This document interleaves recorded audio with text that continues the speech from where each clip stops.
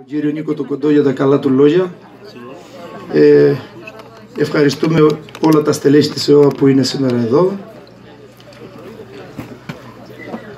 Εγώ επειδή δεν αυτοσχεδιάζω να μιλάω, θα σας τα διαβάσω έτσι όπως τα έχω γράψει.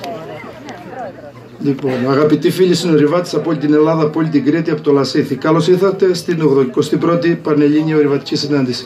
Σας καλωσορίζουμε στο καταφύγιο Στροβίλη, κάτω από την οροσειρά της Δίκτυας, περιοχή που ως γνωστό είναι προστατευόμενη περιοχή Natura 2000.